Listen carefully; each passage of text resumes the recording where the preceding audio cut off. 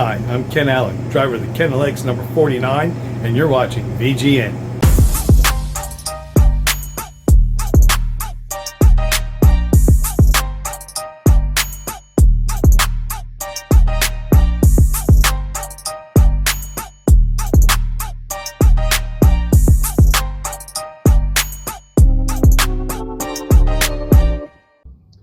Welcome, race fans, to the Virtual Grip Network and the Red Light Racing Skitter Creek Modified Series Season 15 Preview Show.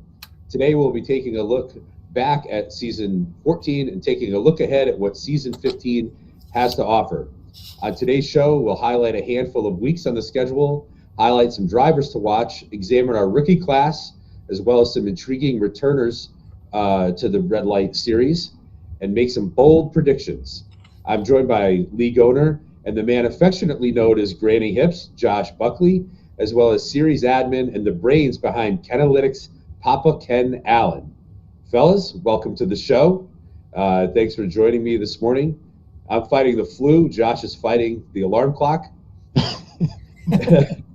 And I'm glad we have a chance to actually sit down sort of, in person here. Usually it's just via messenger. So looking back at season 14, I thought we had a really successful season.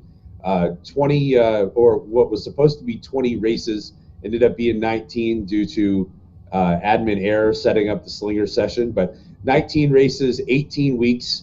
Obviously I was lucky enough to come out on top as champion. Newcomer Ethan Troutman was our rookie of the season. But what stood out to me was we had 9 different race winners, which I thought was great for the series.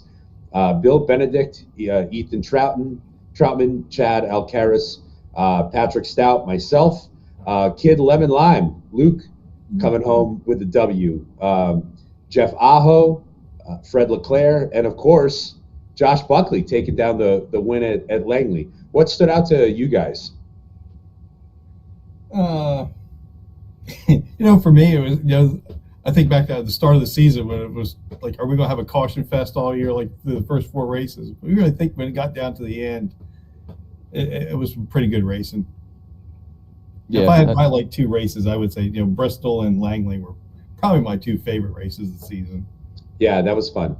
Yeah, when you get to the start of a season, especially you get, some new guys around each other and everything like that, or just like the everyone's amped up to get going. Cautions are going to happen. It is part of it. So it's just as you see it start to calm down a little bit as the season goes on, it makes you feel a little better.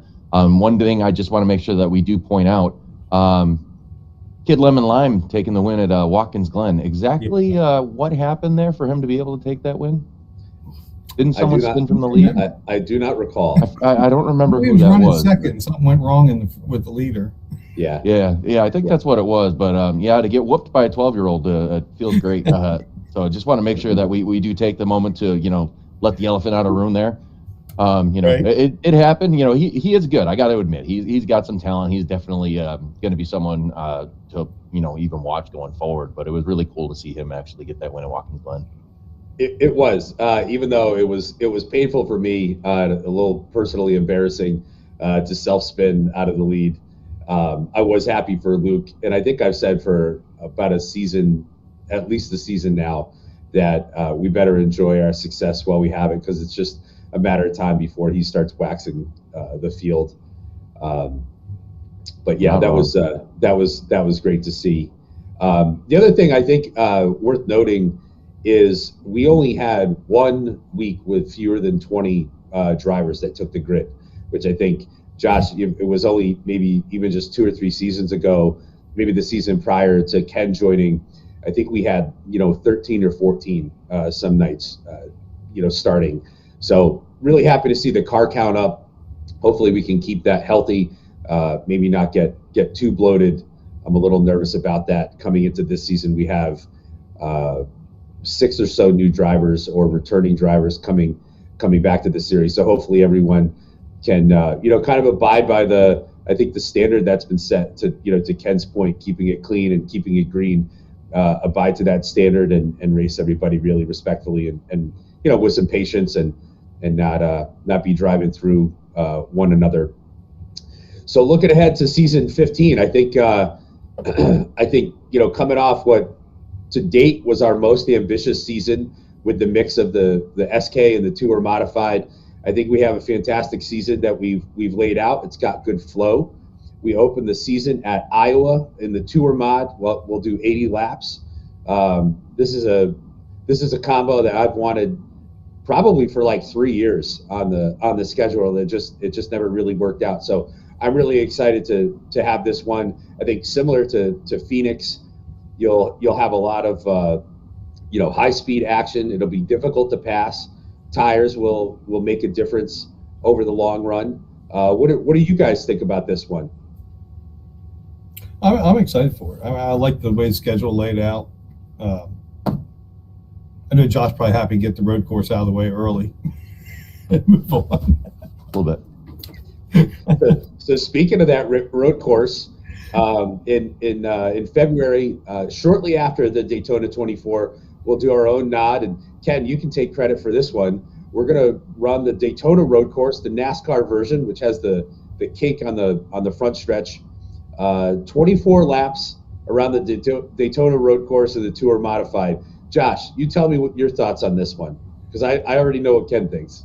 Well, I think we know me and road courses don't really mix as much as I'll be a little used to it because we are running the Daytona 24 like we do every year, but obviously a little different with that the extra kink there. I'm curious just because some of these corners, it's going to be interesting with this car. Two gears, I'm really curious how the setup's going to be. I think it's going to be fun, but especially that first couple laps to get everybody kind of situated, just like any road course, get everybody situated, especially going into turn one there, right after the green flag.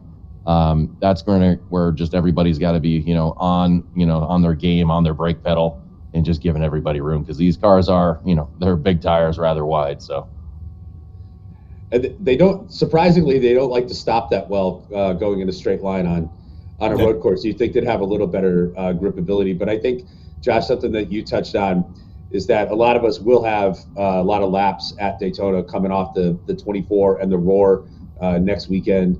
Hopefully that gives everyone an opportunity to have a little bit of familiarity, or even like, I know, our teammate AJ, for example, he's run the Daytona 24 in the past, so it won't be completely new to him. So hat tip to Ken for the good idea. We tested, for the viewers and the other drivers who will watch this, we tested probably 8 different road courses besides Watkins Glen, trying to find one that made sense, was a fun switch up, had enough vision for the modified because of that air cleaner, creates a lot of vision issues.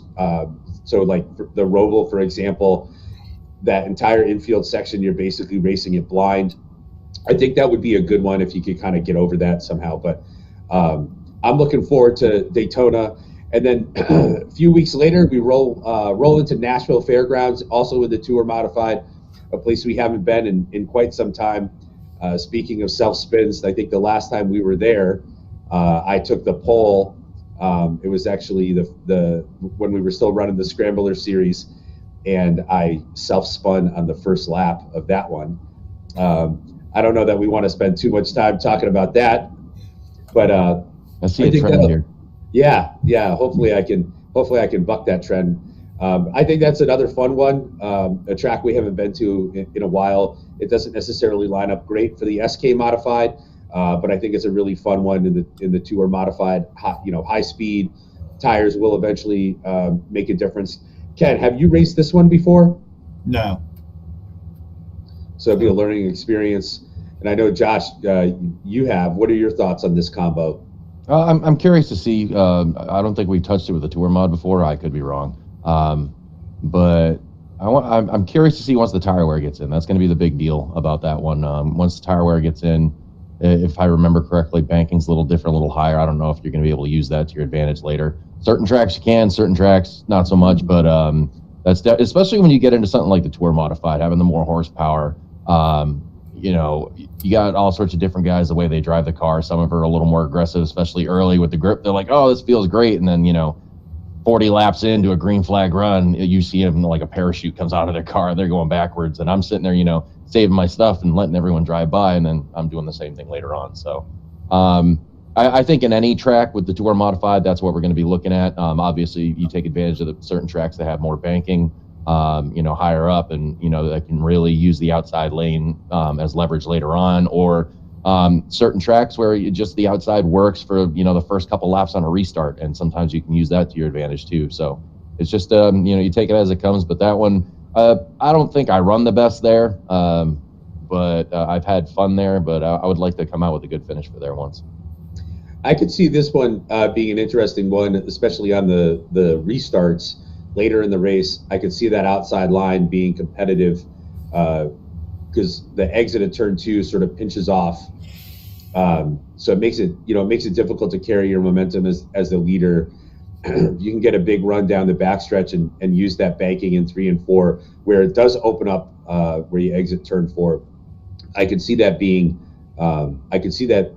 creating rather some competitive restarts and kind of throwing a wrench in the mix. So I think that'll be a really fun one. Looking forward to going back there. And then I think another really interesting one, obviously we're going to Thompson. We do every season, but this season we're going to run our 50-50 race there. So for anyone who hasn't seen all the races in our series, something we started doing a couple of seasons ago is mixing it up, and we do a 50-50 night. So instead of a 100-lap race, we'll do 2 50-lap races where the top 10 or 12 guys from the first race get inverted. Usually we've been running that on sort of like a faster track, a little more wide open. The first season we ran it was at North Wilkesboro. The second season we ran it was at Five Flags last season. And then this season, we're going to run at Thompson, where it's traditionally pretty difficult to pass. Ken, what do you think about that? It'd be interesting. We might be able to, 50 laps. Tire wear is not, I don't think, going to be a super factor. So I think guys will be more tempted to run it down on that bottom line and make some passes rather than riding that we usually have. Have to get a little more bold. What do you think, Josh? Well, I don't know if I want to give away my strategy already, but I already have plans for Thompson. I normally run good there until someone drifts up to me on a restart and causes a whole giant wreck. Rob, but no, I love Thompson. It's a good track. It is difficult to pass. You really have to kind of strategize the race. Splitting it up into 50-lap, events is, I think, just going to bring the aggression up. Just knowing it's difficult to pass, you got to make your moves at the right time. You do have to be a little on the aggressive side, but you can't be too aggressive because you fire it in the corner a little too hard. You're drifting up the track and you cause chaos. On top of that, the field we have, there's a lot of talent on top of it, so I think that's going to bring the intensity up a little bit. And then you talk about that invert. You get to that second 50-lapper, and now you got the guys that have maybe figured it out for the first race, and they're going to go, I was fast the first time. How patient are they going to be with only 50 laps to try to get back to the front, being with how hard it is to pass. So I'm excited for it. Hopefully a better result for me personally. But as for the racing, I think it's going to be a lot of fun. Speaking of that invert, I just had this idea. Maybe this is a little sadistic, but the last couple seasons we inverted the top 10 or 12. I was actually thinking maybe we do the top 11 so the winner doesn't get the benefit of starting on the outside row in that second race. Well, we got time to talk about that. So yeah, we can announce that later. Keep everybody in suspense until it comes out. I don't know if that's mean or not. Seems like a good idea though. So moving on, another one that I think I might be most excited about this one. Going to the new North Wilkesboro scan in the Tour Modified, running under the lights at North Wilkesboro. Haven't had that opportunity to do that because the old scan didn't have the lights. I think that'll be super fun. Again, another fast one. Tires will definitely matter with the speeds and the heat that will generate in the Tour Mod. Josh, what are you looking forward to most about this race? Grip. Freshly paved. I mean, it's going to be grip. Where is it? How much of it is there? One thing I will give is the setups we get are just, I can only imagine what it's going to be coming here. So I'm excited for it. Plus, like you said, under the lights, I like running under the lights. It's fun. You don't have to worry about the sun in your face, things like that. But I'm really curious because anytime we come to something we haven't done before, especially this being a repave, you don't know what you're getting until you get there. But that's going to be one of those tracks once we get there and, unload and practice goes in and see where you are at that point and, make your adjustments and everything from there. What do you think, Ken? I think I've only run one race so far there, and that was in Lowell's BRL in the late model stock, but I was surprised you could really defend on the outside there. You can actually race two by two for a long time around Wilkesboro now. And that was in that late model stock. You don't have so much more grip with the tour car there. Yeah, I agree. I think great show. Especially in turns 1 and 2, going down the hill, there's a little more banking in those turns. That the bottom lane is really almost useless, but you can run 2 wide, maybe 3 wide, who knows? Yeah. With this combo with the grip, I think it'll make for some great racing. And then moving on, another track to highlight that we haven't been to in a couple seasons in the SK Modified is the Bull Ring. Classic short track, tiny. I think it's like a third of a mile out there in Las Vegas. And I think with the amount of guys that we have on the roster currently, I mean, you could have 30 SK Modifieds lining up there. I don't know if that's a recipe for disaster or potentially great racing, but intrigued to see this one back on the schedule. Mix it up. Ken, what's your thoughts on going back to the Bull Ring? Because I know this track is polarizing. I like it. I mean, I've always had I think we've run since I've been in the league once or twice there. I think I crashed once and had a top 5 the other time. So I enjoy riding. It's a track really. You can get into that rhythm if you can get by yourself and make a lot of time. It's just a fun track. I see Josh smirking. What do you think, Josh? I mean, it's going to be one of two things. It's going to be, you try to be patient, but it's called the Bull Ring for a reason. And even if you have 25 cars there, I mean, you're looking in your rear view if you're at the end of that pack and you already see the leader. And that just brings the intensity up because it's like, we're 10 laps in and I can already see the guy in my rear view. We need to go. Yeah. That puts everybody in the back going, we need to start pushing. Bull Ring, it's not exactly round. So, and you got to watch out for those little, curves on the inside, making sure you just hit your marks. And especially if you're too wide, it even makes it more difficult. So I think it'll be fun. The group we have is definitely a good amount of talented drivers. But I mean, they call it the Bull Ring for a reason. So that's why I chuckle, especially you said, potential for 30 cars there. It's like, we'll take it as it comes, but it's just one of those, that's where, you got to be mindful of what you got and also mindful of everybody else around you. Yeah. We've run into this in the past where we've tried to run the minis or the LA Coliseum, which is a super cool venue, but on the sim and with too many cars, it doesn't always equate to great racing. I think the Bull Ring is sort of right on that line of, potential disaster. But if you can get some green flag racing, it can be really good. So, again, maybe a little note to the field here. Let's be patient. Let's try to prioritize the green flag racing. Because I think over the course of the run, because I believe we're also running extended laps here.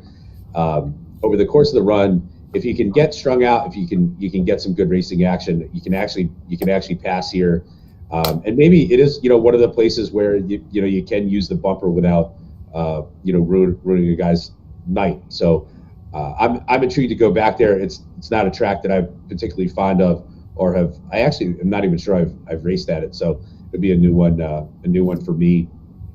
And then the last two to take a look at, specific to the season 15 schedule. One of my favorite combos, one of my favorite tracks in real life. Richmond, we're going back in the Tour Modified. Haven't been there since I believe season 12 maybe in the Scrambler series. It's been a while, but Richmond under the lights, I just think is a terrific combo. Super fun in this car. High speeds, but you still have to brake. You still have to show some technique. Ken, I don't think that you've had the chance to race with us at this combo in this series. What do you think about this one? You looking forward to it? Oh yeah. I love Richmond. I love tour car, so this is a great combination. I know you guys travel quite a bit. Have you been to a race at Richmond in real life? Yeah, I've been to many. I grew up in Richmond, so I've been to the old fairgrounds and the new one many a times. Look at that. We learn something new every day about you, the man of mystery. Right. And then we'll wrap up the season. One of my favorite tracks, Lanier, another bull ring style track, but wide, smooth, a little bit of banking. As far as tracks, on the service, this might be one of my top three that I like to go to. It doesn't hurt that I've won some races there, but we'll do 150 laps under the lights at Lanier to close out the season. Josh, tell me your thoughts on this one. Well, I mean, pretty much just what you said. Everything happens really fast, but what is really cool is it's very wide, especially in the corners. There's plenty of room. Depending on the setup, you can kind of use that little apron thing, get your left sides on that, really try to hook and get going. It could be a really good race. It could be a little chaotic just because, again, it is a small track and everything happens really, really fast. Especially, 25 car field. Another thing you got to be paying attention to is when that caution flag comes out, and if that caution flag comes out, you got, even the leaders, it's coming. Be looking for a car somewhere because it's going to come up on you fast. And I've seen it several times, especially at the smaller tracks like this, where the leader he's looking for the pace car. Oh, he's not paying attention to the cars that still might be trying to get corrected because it takes 13, 14 seconds for a lap there. So everything comes very fast. Yeah, we've had that situation at Concord where you come down and around the corner and the front stretch is all stacked up, filled with cars. Lanier is similar where it has the inside retaining wall, limits some of that visibility, which is maybe another good reminder to our drivers that, hey, if you're spun and you're blocking the track, let's try to call it out. Even though that's not an official rule, I think that's good etiquette. But hey, look, Concord's on the schedule too. It is. It is. I'm looking for a little redemption on that one, which we can touch on. We can touch on that a little bit later, at least with respect to some of the players involved in that one. So let's move on then. I think we gave a good overview as some of the more interesting races, tracks we haven't been to. Again, we're doing 18 weeks. We've got it'll be 19 rounds. We're only doing the 150-50 this season. So championship contenders. I don't think it's too bold to say that I'll be in the mix. Not tooting his own horn right now. Not trying to, championship contender, but I think the person I want to highlight as a potential championship contender, and Josh, I don't want to overlook you because I think you'll be in the mix as well. But how about Patrick Stout? Ran a part-time schedule last season, but had some of the highest starting average start positions and average running position in the field. I think if he's able to run full time, I think he could definitely have his hat in the mix. And I'd also add Luke to that mix. I think as he continues to mature and can be a little more consistent week to week, I think that he could definitely be in the mix for a championship. Ignoring some of the new guys for a moment, because I want to speak about those guys separately. Josh, who do you think could be in the mix for a championship this season? I think there's going to be a few. I would like to, like you're, tooting your own horn. I'd like to think I could be in there too. But to get, I think Ethan Troutman definitely going to be another one to keep your eye on. He's always shown speed. It's just wrong place, wrong time. Sometimes. Another guy I'm going to put in there, Jeff Aho.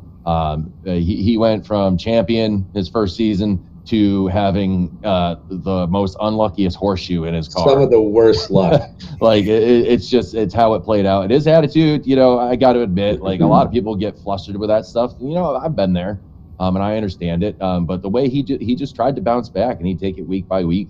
I think it's a good mindset to have because those bad weeks, especially when you're really focused and you put time and effort in, and just the race doesn't go your way. We've all been there where it gets frustrating. So those are two guys that I definitely would put in that contender category. Papa Ken, what do you think? Well, I ran the numbers this morning.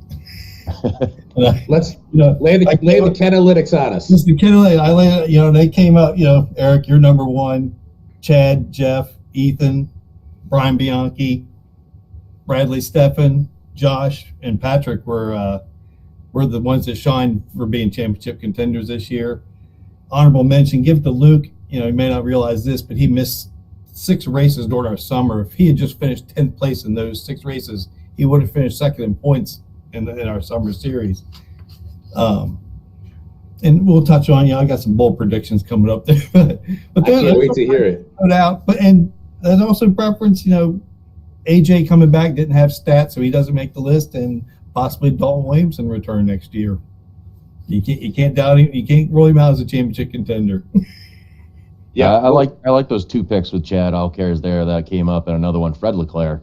I think especially recently some of the races that some of the races that we've done like off season, he's kind of showed up as well. So I would be interested to see if he can definitely put his hand in the bag there to have some tricks.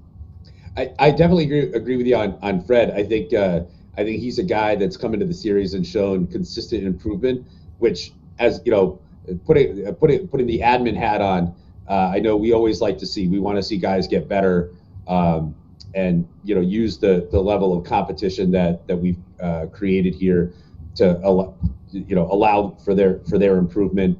And Josh, also, like you said, Ethan, I think the extra, the second season, coming off a full season in these cars, because he's primarily a larger NASCAR oval guy. I think that second season in these cars will give him an advantage, and I would expect him to be even more competitive than his second place points position showed. And I totally agree. Also with Aho and Bianchi, I think. Like you said, Jeff had some terrible luck last season. Brian didn't run the full slate, and he's always fast and competitive. So I would include those guys in the mix. So moving on, I think we have a pretty interesting rookie class. I've got 4 guys here. I think we might end up with more than this, but coming over from BRL, Ken, a couple guys I know you have some experience racing with. Chris Davis and Jeff Lemire. And then we've got another new guy, Hayden Austin, who's run some recruiting races with us, was very competitive, fast up front, also clean.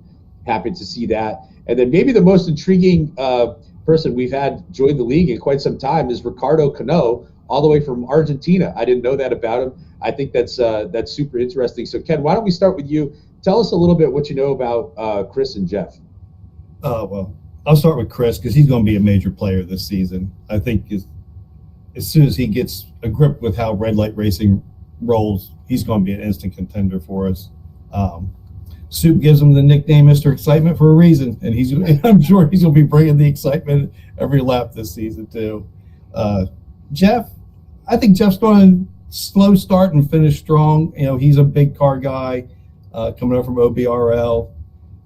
Usually a Thursday night Xfinity guy, and he's raced YesterYear, so he is a modified fan. So I think the northern tracks will excel. The southern tracks, just as weird as it is in a simulator, you feel like you're close to home even on here than in the real life. For sure, I know Josh and I think that we always get a little more amped for the Stafford races and the Thompson races. You feel like it's like Kevin McAllister. You got to defend your home turf. Yeah. Yep. And Josh, what do you think about these other 2 rookies? Ricardo always run a little bit. First race, I know he had some connection issues. He got that situated for the second race. He did show some speed. I again for him, and I think the same for Hayden. It's just going to be getting adjusted to a different league. Understanding how we run because there's thousands of leagues, if not more than that, out there, and they all have their way of doing stuff. And sometimes you get guys, and we always especially look at this with the new guys. Is just watch what they're doing and just it's not like reprimand, but it's try to coach and just be like, hey, maybe tone this down a little bit, and then maybe do this different. Just trying to help them understand what we're expecting from our drivers. But from the races they did, I definitely think they're going to fit into the mold of what we're looking for. That's why we do the recruitment races, is to try to get, we put some of our regulars out there with, potential new guys and just get an idea of the feel if we feel they'll fit for the fold we're looking for. So, and then you add Lemire and Davis onto that, and I think we're putting people all over the field, which is always good to have because you always want to have someone to run around, and I think it's going to be fun to add these guys to the fold. Totally agree. So speaking of familiarity and how we roll, two of the more intriguing returning drivers, lightning rods, if you will. Our teammate AJ Hamill, coming back, multiple time winner, and then of course the multiple time champion, none other than Dalton Williamson, my old teammate. Your former teammate. Yes, that's right. I think this has potential to really bring some sparks, hopefully in a positive way.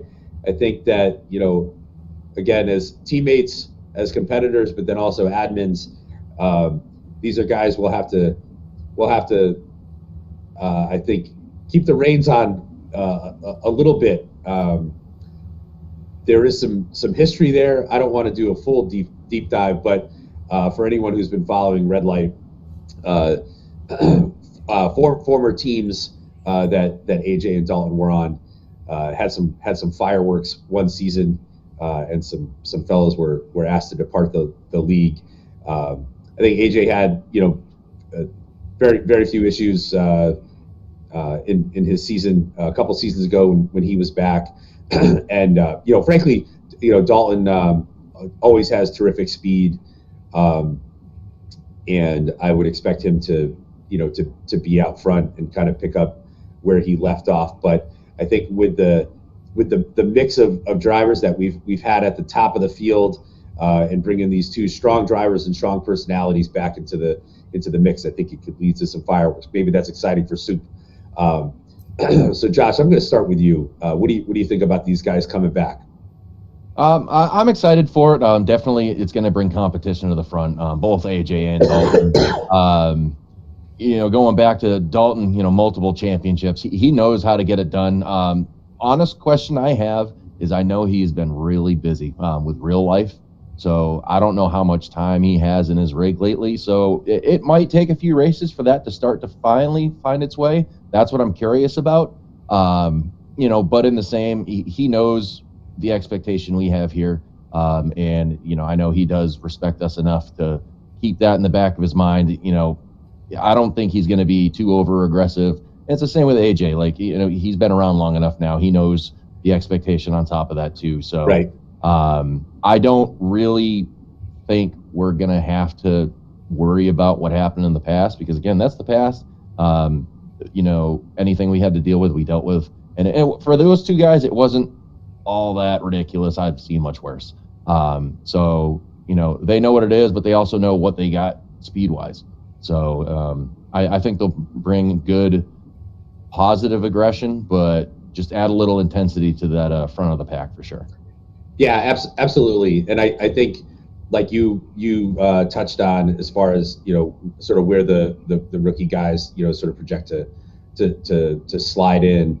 I think adding more depth to the top end of the field, as long as everyone can keep four wheels going straight, only adds to the league. It makes it a better, I think, viewing product. You guys have joked about me stinking up the show at times. Certainly 2 seasons ago was a little ridiculous. Last season was quite a bit more competitive. But I think you can add in talent kind of at those levels throughout the field, makes for better racing, and keeps it interesting for everybody watching and everybody on the track, knowing that more guys have a shot to win each week. What do you think, Ken? Having not had the luxury of racing around either one of these guys very much. Yeah, I think I only raced in Thursday night, my first season with Dalton, so I didn't see a whole lot of him because he was way out in front of me.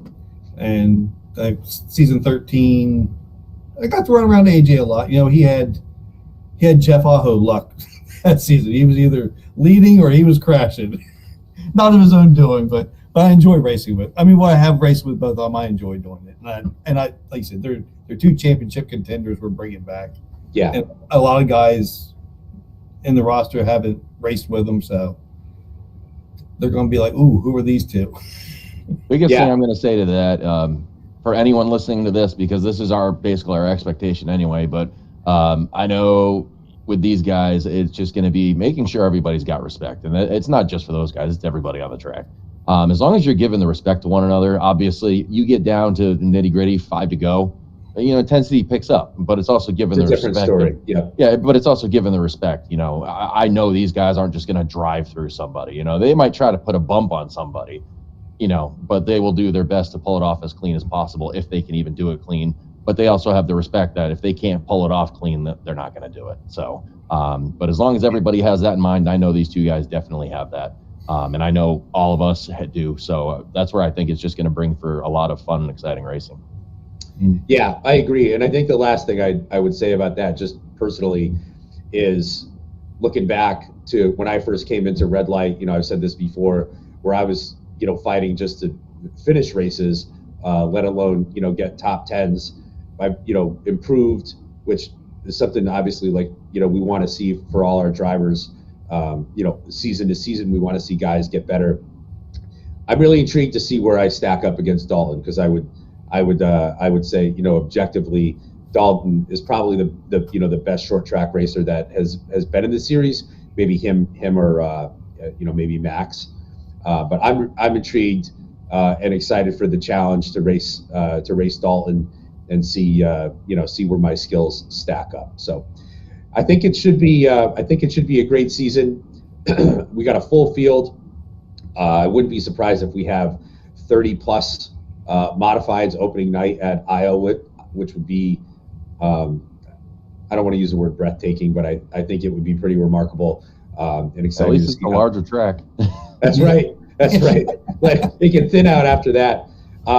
So maybe some bold prediction time. I know I got a couple thoughts about guys I expect to be first-time winners this season. But Josh, I'm gonna put you in the spotlight. Any bold predictions for the season? For people to win? Anything. Anything. All right. So the bold prediction I'm going to put out there, because I don't think it's happened yet that I can remember, especially with the life changing that's going on. Rob Higgins wins a race. Good one. I got to put out there. I may be the reason accidentally he hasn't won one yet. Still kind of feel bad about that, but the race is over, and thankfully that was a few seasons ago now. But he's definitely, I swear, every time if I'm around the front, I see that 40 car, and it's almost like he's just the nightmare following me around, and it's about time for him to finally break out and get a race. Hopefully he'll be able to do it, but I definitely would not be shocked this season if he pulled one off. I agree, and I think we'd all be thrilled to see it. I'm going to go next because I know Ken's done a little homework here. So I'm going to say and I don't know how bold this is, but first race winners this season, I'm calling it the 49, Papa Ken. Ken's going to win a race. Honestly, Ken, I thought you were going to win at USA this year. You were so strong. There was one other week you were super duper strong, and I think the pit cycle, the pit cycle gremlins after on the restart got you. So I think you're going to cash one in this season. If we put a big trophy on the line, he'll win. That's what I do. Yeah, or everybody will wreck in front of him. Either way, And then I think my other the other first time winner that I'm going to call a shot is the 60, Brian Neff. I think Neff is going to get it done one time this season. He almost got it done at Kern because he almost wrecked me. Luckily, I hung on to it. Sorry, but Neff just always seems to have good speed. And if given a long enough run, he finds his way to the front. I actually think it was Myrtle Beach this year as well.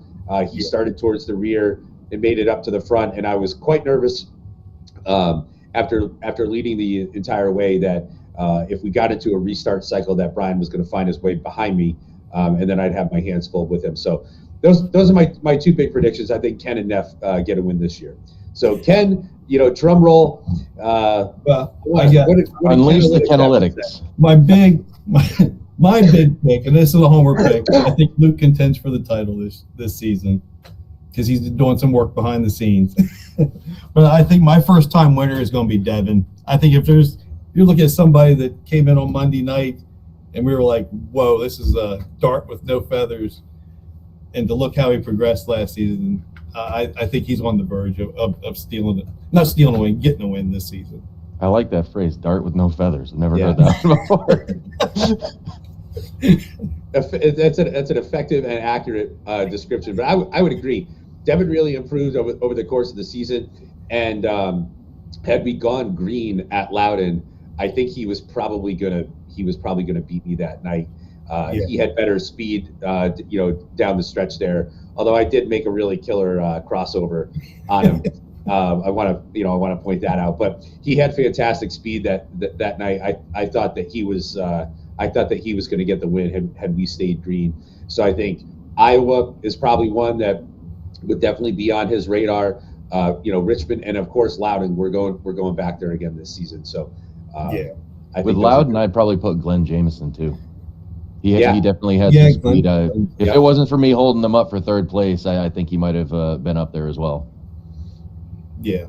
What else does the Kanalytics say?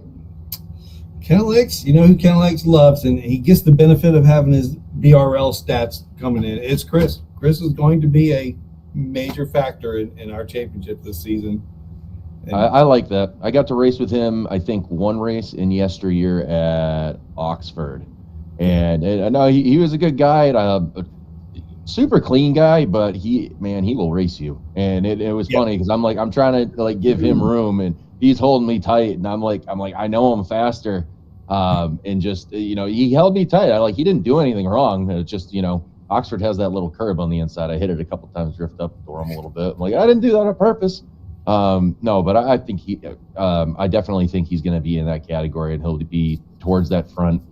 Just from what I've seen in BRL, some of the races I've covered, I definitely think I'm excited to have him along, and just I'm really curious to see where he winds up in the whole fold of things. And somebody else we kind of overlooked, but Andrew, if he runs a full season, I think he has the speed to definitely be a top 5 contender in the championship. I mean, he showed a lot of speed at our Phoenix race. I was going to say, especially with those 2 Armada races, Andy did really well.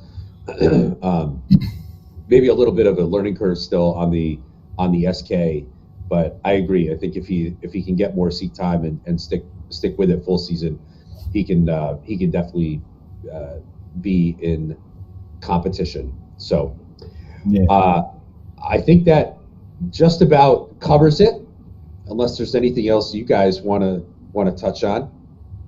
I'll throw one other driver. Bill Benedict.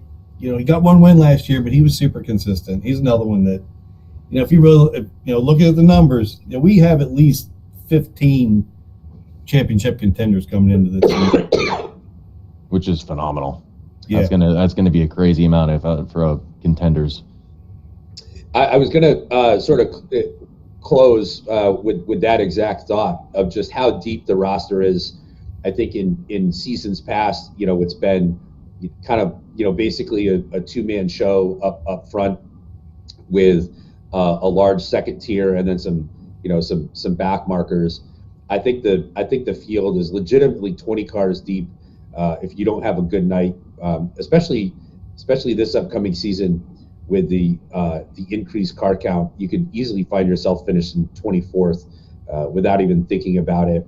Whereas you could in the past kind of back into a top 10 or even a top 5. So I'm excited to see again the progression of the league, the growth of the league, the quality of racing that we had, especially the second half of last season, and I hope that we can continue to build on that. Yeah, definitely.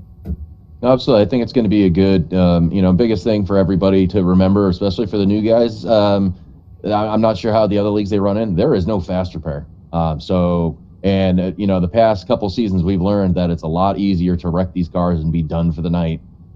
Especially if you hit that wall just right and that tire goes wobbling, most of the time it's telling you that's it, we're done. And that's your night. Yeah. So, just be, aware of your surroundings, in front and behind you. As you go on through the season, you learn the guys you're racing around, and some guys that you might need to try to give a little more room to sometimes, or just, and that's going to be part of the play, is just staying out of the chaos. It's short track racing. So, make sure you got that brake pedal geared up and ready to go, because these cars don't stop very well. So when you see that wreck in front of you, hit the brakes and you just pray the guy behind you is seeing it as well and hitting the brakes too. But it's just being aware the best you can. Try to keep that car under you at all times, and just to make it out at the end. If you can make it at the end, that's probably going to say something. So yeah, I think with the bigger fields too, it's going to be hard putting 2 tires on some of the shorter tracks. You're going to have to accept you're running on one set the whole night. Yep. Yeah. Especially or you'll the back. Yep. Yeah, or you'll have to come in late. So, all right, guys. Well, I appreciate you jumping on this morning. Josh, I appreciate you getting up and joining us. I think it's going to be a great season. We kick off January 22nd, 8 p.m. on VGN. We'll be in the Tour Mod at Iowa. 80 laps. Green flag is at sunset in Sim. So I think that will make for a very cool opening round to start at sunset and end under the lights. And in addition to the Skitter Creek Modified Series, VGN has a full slate of racing coming at you every night of the week. From short track to NASCAR, VGN has you covered. Red Light Racing is happy to bring their Monday night Scrambler Series to VGN for the first time this season. This is a unique series that utilizes all 4 NASCAR race cars and trucks over a 15-week season. Soup Zahn will be on the call for that series, along with Red Light owner and experienced racer Josh Buckley, who will be sure to bring his expertise to the booth. The Red Light Scrambler Series kicks off January 26th, Monday night at 8 p.m. Eastern. Guys, thanks again for joining me. This was a lot of fun to do this. And as Josh and I always say in our emails and messages to the group, we'll see you on the track.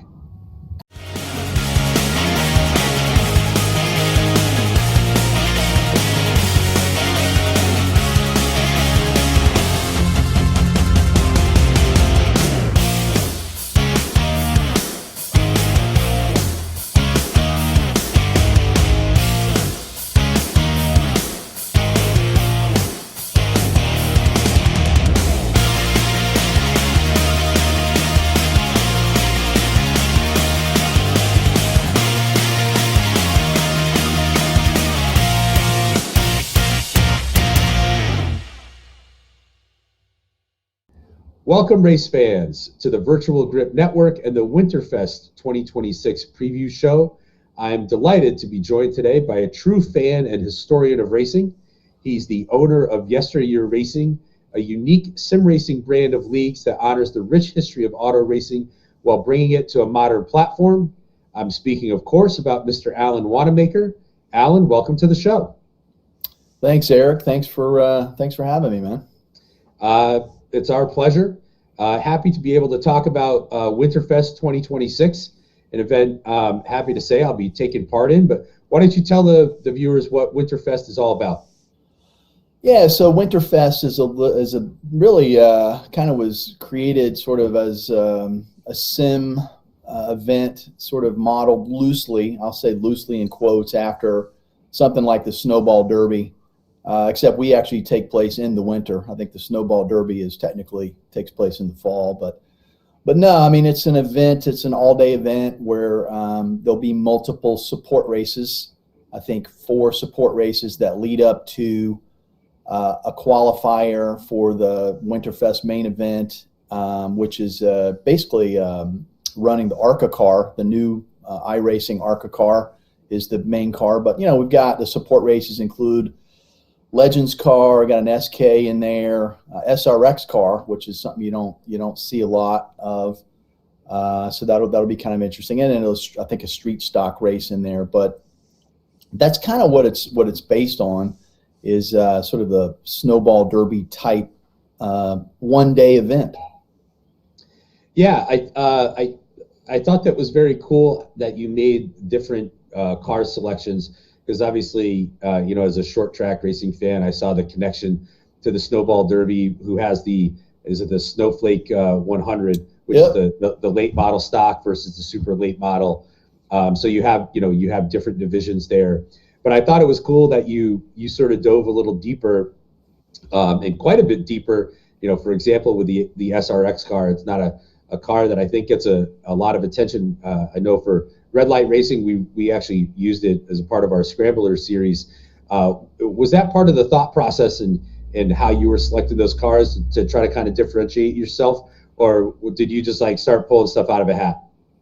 No, it was sort of I wanted some cars that were obviously came with the platform. I wanted a track that really came with the platform too, which USA Speedway does, and that's a great choice. 3/4 mile oval. No longer in use, obviously, in real life, but we can race it on iRacing. But, you got the street stock, and you have the Legends car, which kind of come with the platform. You got the track, and then if you want to race the SRX, you can. And then the ARCA car is, I think, a car you need to purchase. But the leagues that are included in WinterFest, not just anybody can sign up for WinterFest, but the leagues that are included, most of them have raced the ARCA car, and of course short track leagues like Red Light Racing and BRL have the SK, and so most of that was going to be covered. So there was some thought process. The SRX is really sort of the wild card. It's a tough car to drive, especially on that track, but it's it's all about having fun and sort of an off season. I guess we're getting ready to sort of Daytona 24 kind of kicks off the official season, so we're getting ready to start the season again. But it was all about sort of having a fun event that people in the I believe 7 leagues now that are, I'll just call them sister kind of leagues, can kind of come out and do if they want to and have fun.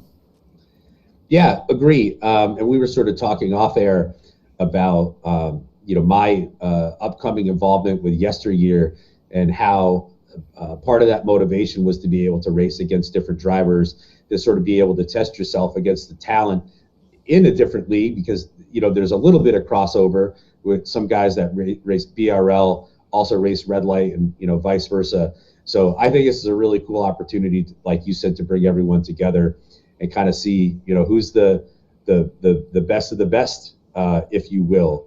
And to the ARCA car point, ARCA, the ARCA series on the iRacing platform is one of the most popular series on the oval side for the entire platform. So I think the ARCA car was a really smart choice, because a lot of guys will have some experience with it. But it also isn't a true short track car, which I think creates a really interesting challenge. Yeah, I mean, before I put any cars or create an event or anything out like this, and YesterYear runs an IROC series, and I have to do this there too because we're racing the Cadillac CTSV, which is a car that's not really raced a lot.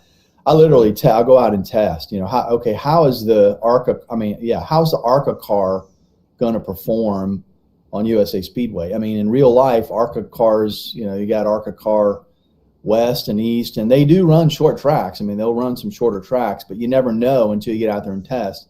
Yeah. I think it drove. I thought it drove quite well there. So and there's the setup for it and on iRacing and this. I think the setup's good.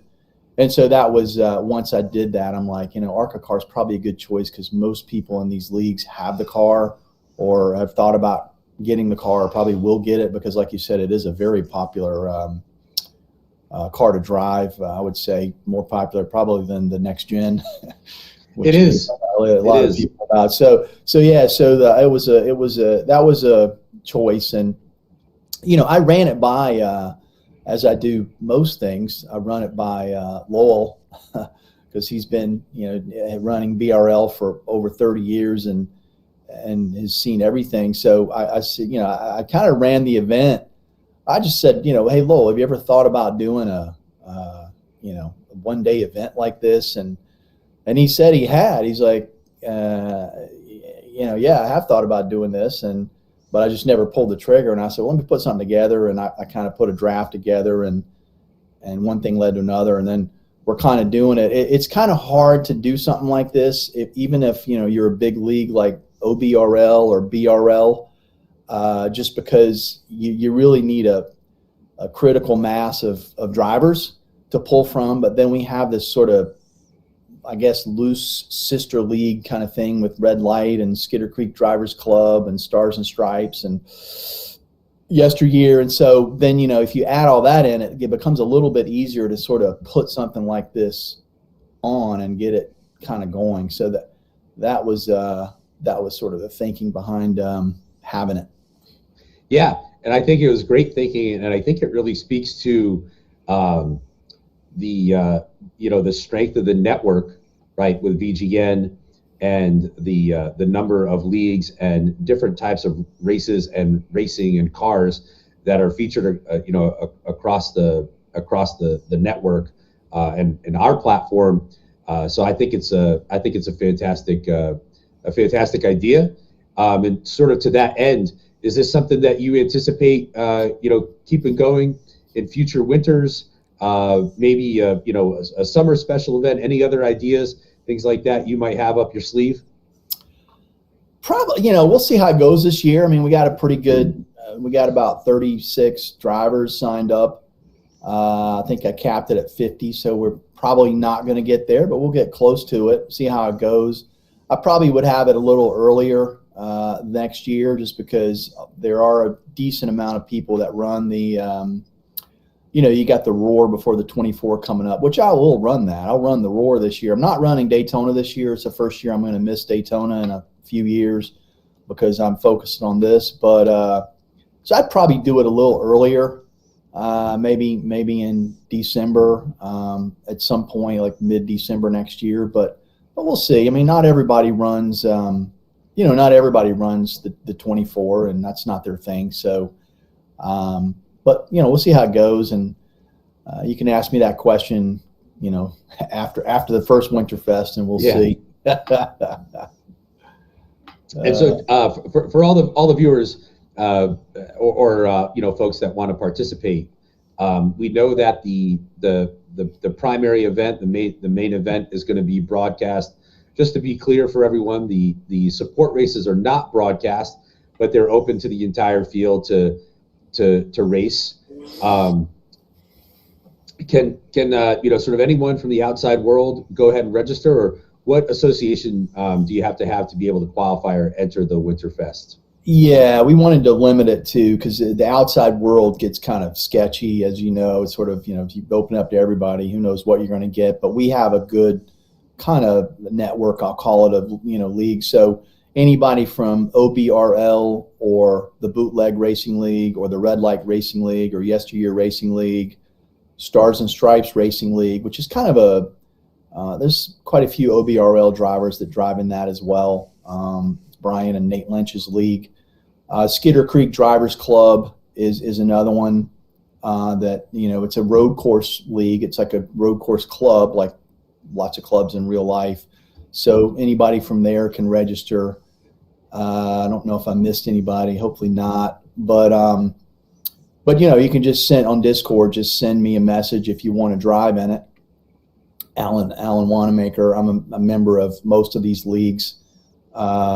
because I drive here and there in these leagues, Yeah. and I'll put you in. And so, but it's kind of cool. The format is, again, the support races, and there is a bit of a formula to it. Right now the main event is capped at 33 drivers, depending on our final tally of who's going to race in WinterFest. You might have to eke that down a little bit, because the way it works is, if you win a support race, there are 4 support races, you're in the main event. You're qualified for the main event. Then there's a qualifier, and if you're in the first 26 spots of the qualifier, and that might need to be lowered a little bit, then you're in the main event. And then there's sort of, you mentioned earlier, in the spirit of the Snowflake 100, we have the IceMaker 100, which is really, in the WinterFest world, is a last chance qualifier. So the top 3 drivers from that race, which is the race right before the main event, can get into the main event. So there's a qualifying aspect to it. It's not just like, hey, everybody shows up and they're already in the main event. You got to kind of do a little bit to get into the main event. Yeah, so I appreciate that. You might got be to work for it. Might be a handful of drivers that might not get in, but again, it's all about having fun throughout the day, and then the main event, as you mentioned, will be broadcast on VGN, and be at night. It's got some hoopla around it. This event is sort of a U.S. American kind of base. The trophy is a steel eagle made from a Wisconsin Metalworks, small company out in Wisconsin. So the winner of the main event does get that. Of course, the track is at USA Speedway, so it's sort of a USA kind of American themed event. It kind of turned out to, that was kind of woven in after we sort of got going with this, but kind of works. It does, and I think like you mentioned, the Roar and Daytona 24. To me, I think it's a sort of a great like almost kickoff to the league seasons in the new year. A full slate of VGN broadcasting options, and like we were talking about with some of the crossover that we get with the different drivers. I actually think it's a neat opportunity to kind of get those drivers together in a single event before maybe launching into some new series. For myself personally, like we were talking about off air, I'm going back into YesterYear full time to race the modifieds, where I'll get to compete with some guys that I haven't competed against before. Lucky enough to compete in your iRock series, which is super fun. I'm probably most excited to compete against JR, who calls all our races, and now I get to share the track with him. And also like the BRL, the Friday Night Super Late Model Series, there's some guys in that league I haven't raced with who are going to be in this event. So I think that's a fun opportunity to kind of really go feet first, if you will, or head first into a new talent pool, and be able to share the track with everyone. So Alan, speaking more, or learning more about sort of the history and the creation, the idea behind the event. We know that it takes a village to pull these things off. Who else did you collaborate with and loop in as a part of these creative discussions to come up with the event? Yeah, well, really, Lowell, not only WinterFest, but with a lot of what I do in YesterYear, and certainly the iRock series, and another series YesterYear is doing this year, which I'm not going to do a spoiler, because I know Torrance Childs, my sort of co-owner in YesterYear, is going to do that. But Lowell's really who I bounce stuff off of. And Lowell, I don't know if you want to talk a little bit about WinterFest and how that came about. I mean, I know it was just a message to you, like, what do you think of this, or something like that? Yeah, I've always wanted to do something like this. The Bootleg Racing League, we've had a champions race every year to celebrate our birthday in September. But I've always wanted to do an annual event that didn't really mimic a real life event like the Snowball Derby, but something that I've made up on my own. And I just haven't. Honestly, I just haven't had time. But when Alan sent me a message telling me about what he was thinking, I was instantly all in. It's a great idea, and it sounds like it's going to be a lot of fun. So that's what started it. One little message from Alan, and away we go. We don't have time to do anything else. But yeah, looking forward to. Yeah, and I wasn't sure how he'd, I was like, well, let me just put a draft together and see what he thinks. And I just, like Lowell, I think we both agreed, you don't want to make the snowball derby. So that's why there's no, super late models in there. There's no late models in there because, Bootleg does a lot of late model running. And then even the name, I know, Lowell, we went back and forth on the name, and it was sort of like, I wanted something cold. It sounded cold because it is the winter, it's off season, but you can't use snowflake, you can't use snowball.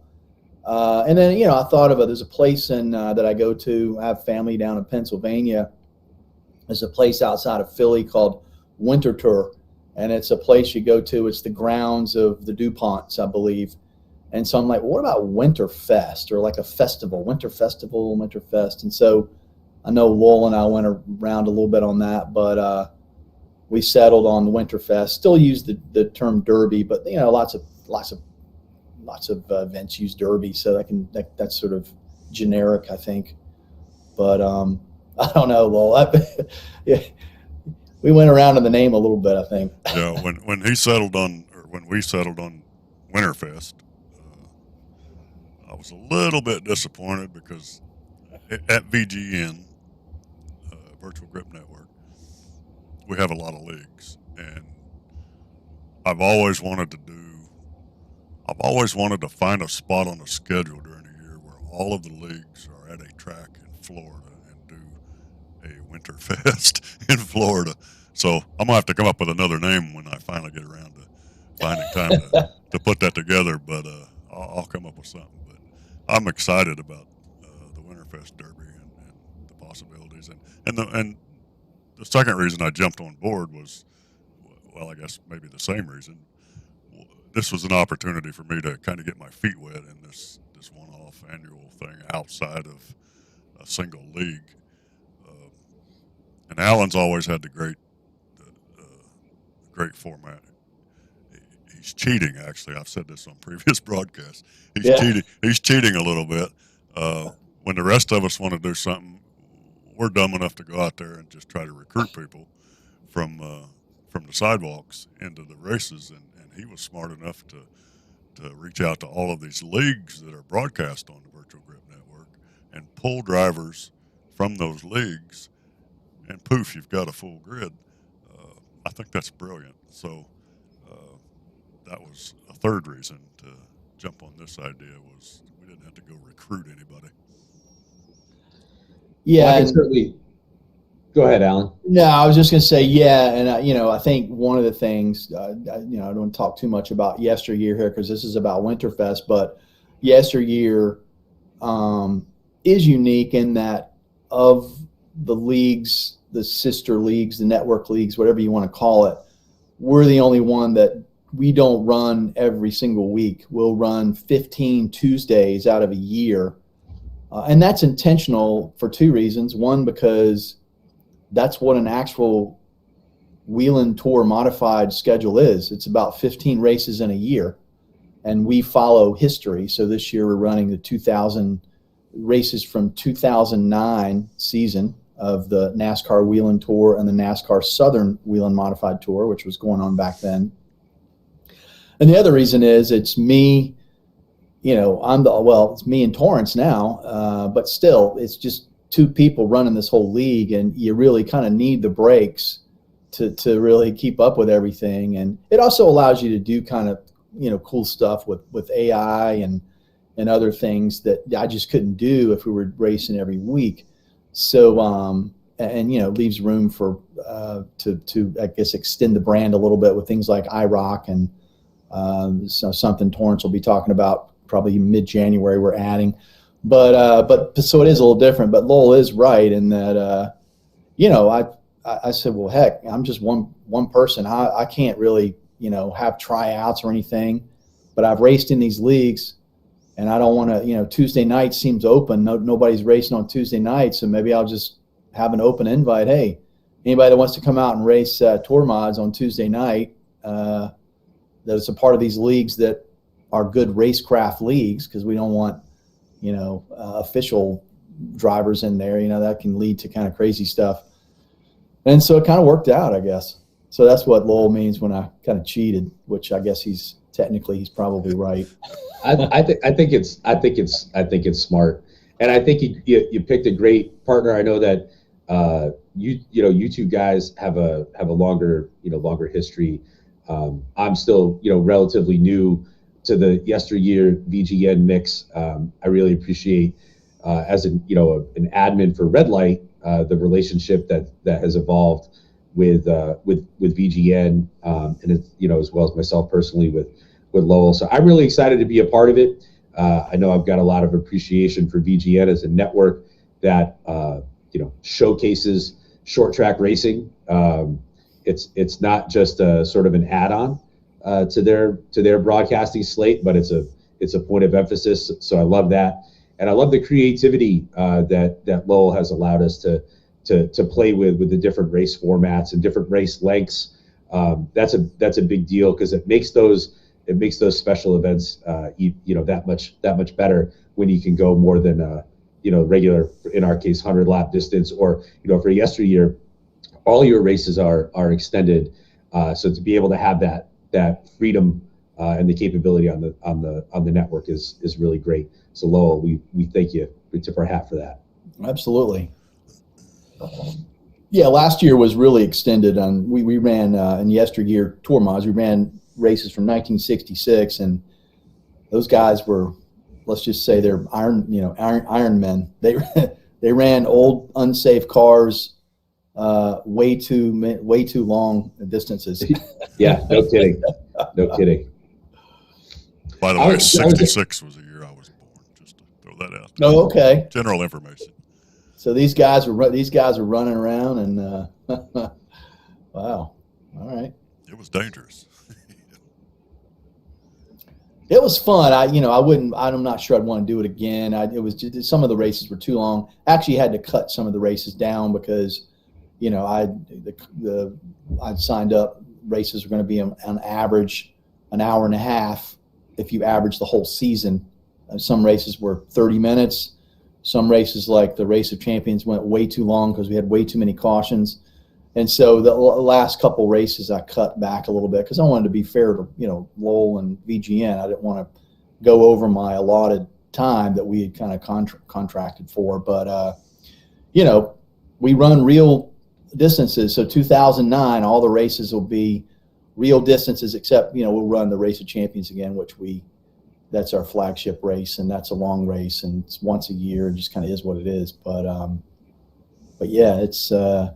VGN's been a great partner, and I was glad that Lowell kind of got on board with the WinterFest thing, and I think you're right, Eric. I think it's a good kind of lead up to getting. That's a good way to look at it. Sort of like, all right, here comes the league season's getting ready to kick back up, and here we go. And here's one quick event before we kind of get into the throes of all the leagues, Red Light, OBRL. Eventually YesterYear, all those BRL kick back up. That's right.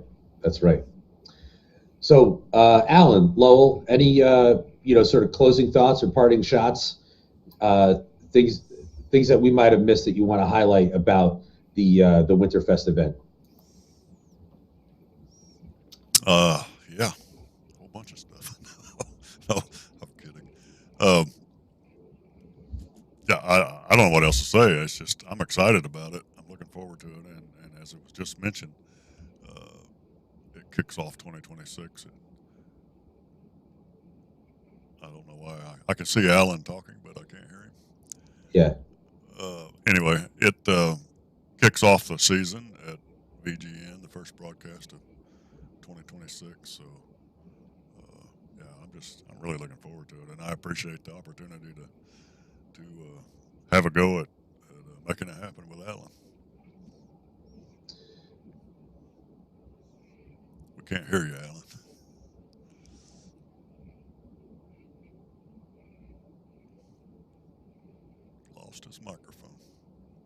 speak for him, I guess. Yeah, so I guess just to again cover the basics.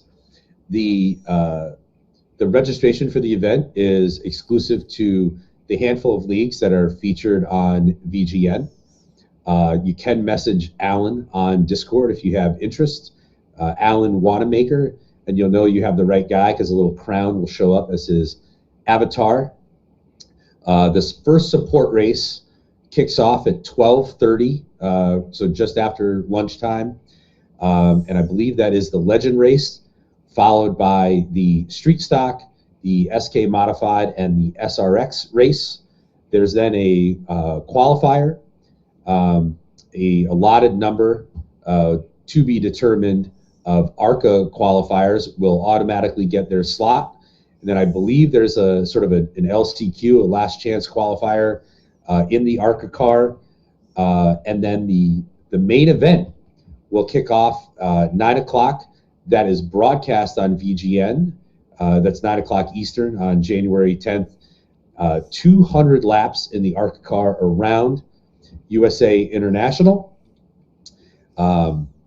And WinterFest, like I said, will be broadcast on VGN, and we'll have DJ Clark and Jeremy Scott on the call for that event. So that's a great combo. Everyone's looking forward to it very much. In addition to the WinterFest special event, VGN has a full slate of racing coming at you every night of the week coming up in 2026. From short track to NASCAR, VGN has you covered. VGN is proud to host all of the YesterYear action as well, including their Gen 4 Cup Series, which kicks off February 15th at Daytona at 9 p.m. Eastern. Zach Chapman will bring his voice to the booth for that series, as well as the always insightful Brian McRae. And then VGN will also once again be the home to the YesterYear Tour Type Modified Series, as well as the iRock Series, which brings together champions from multiple leagues that are all featured on VGN to compete to see who the best of the best is. The legendary Soup Zahn will be on the call for both of those series, joined by the institution, J.R. Shepard, and my partner in crime, Joshua Buckley.